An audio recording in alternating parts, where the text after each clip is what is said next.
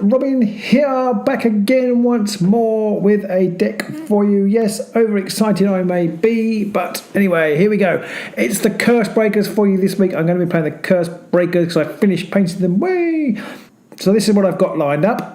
It's like a general deck to try and take on all comers. I'm not sure who I'm playing this week. I have to wait and see. With this Cursebreaker deck now, Jamie Giblin recently has been doing his tier factions. He puts these at the top. I'm out to prove him wrong. I'm sure I can make a terrible deck that loses.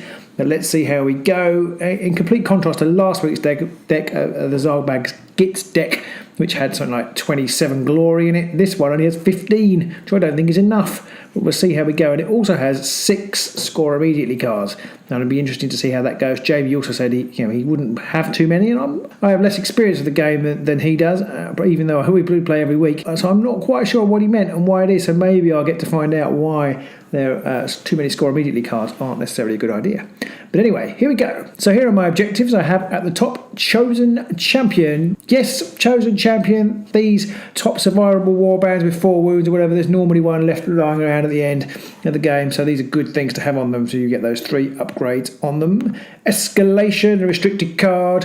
One of my favourite cards, nearly always in my deck. Precise use of force, the first score immediately, another restricted card. Basically, it's in here because the Cursebreakers also have measured strike, which is an identical card specific to them that isn't restricted. I never know. I don't know if I'll ever score 2 at once, but it's good to have it in there. Score one or the other, I guess. Superior Tactician. If you've got lots of score immediately cards, then Superior Tactician is probably a good idea. Shining Example. Shining Example, if my lead is inspired, the inspire condition for Stormsight isn't that easy, but I have popped Inspiration Strikes in the deck to bring that about. So hopefully I can pull Shining Example off. Harness the Storm.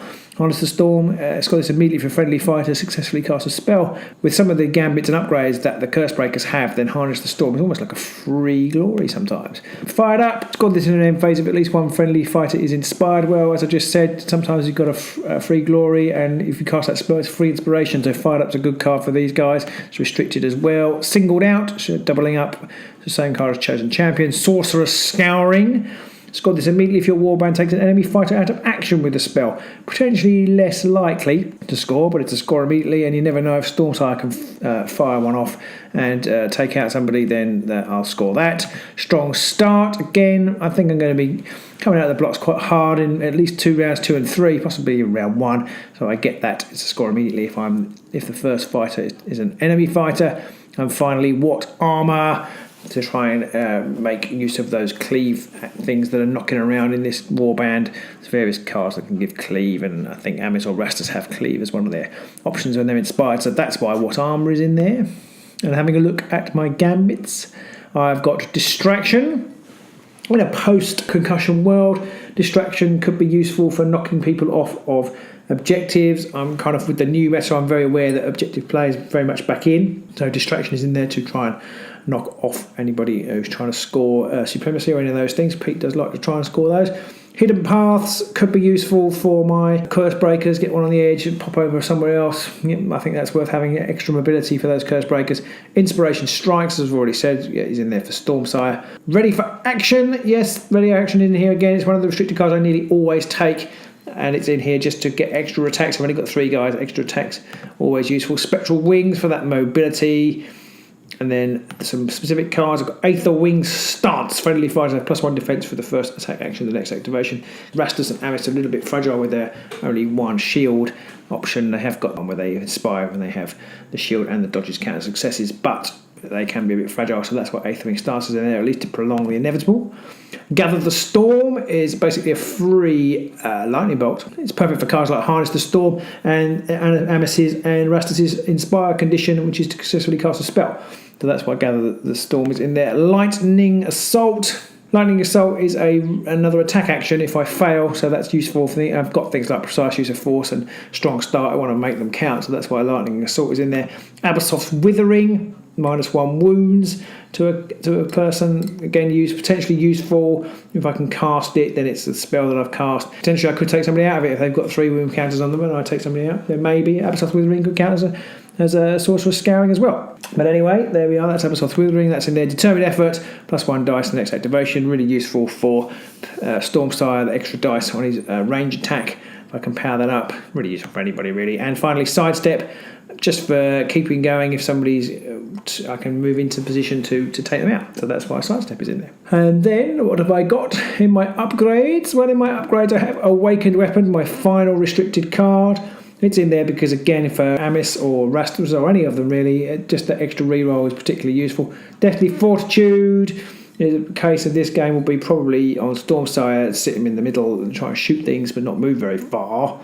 I have the Storm, which is an innate lightning, so it's kind of like, can be useful for those spells, as I said already. Lightning Whip. And this is in here. This is for Rastus or Amis, and if I do 1 extra damage to the target of an attack, which is pretty useful. Butcher's Eye. If I get any criticals, then that gives Cleave, which again is useful for scoring water armor. So that's in there. And again, things like Determined Effort and stuff like that. Awakened Weapon, trying to maximise those crits so I can get that Cleave off. Fameway Crystal for a bit of extra mobility around the board. Glory Seeker, +1 damage for wounds characteristic 4 or more. I'm not sure what Pete's playing this week. Maybe that'll work out. Maybe it won't. But if he buffs anybody, 3 up to 4, then suddenly I can get an extra damage. Could be useful. We'll see. Great Fortitude, +1 wounds. Great Strength, +1 damage. Potion of Rage. This Potion of Rage, I think, is a good card. It's +2 dice until the action is resolved.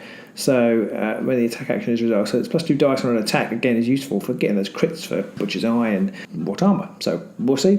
Have to see how that goes. And then finally, Sudden Growth, which is the repeat of Deathly Fortitude. I doubt I'd play it on. I might end up playing it on 2. I think I feel like the mobility might be a bit low then, but it's either one or the other. If one comes out and the other one doesn't, then that's okay. So it's kind of maximising that possibility of getting the +2 wounds.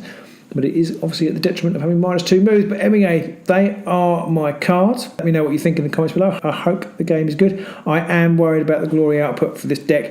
It does rely on destroying my opponent. Probably would be poor against a small warband, actually, this deck, because there's not much, if I'm playing the goblins, I can kill a lot of them and then I get the glory that way. If I was playing fast riders, I'm only going to get 3 more. Anyway, that's the deck. Not sure how good it is, but we'll see, I guess, in our next match. Until that next match, have a pleasant time in the Mirrored City or wherever you are, and I'll see you then. Bye!